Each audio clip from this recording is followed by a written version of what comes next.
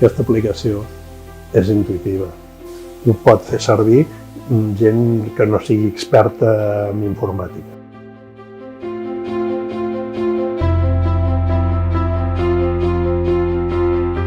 Em sento acompanyat, no estic sol, tinc algú darrere.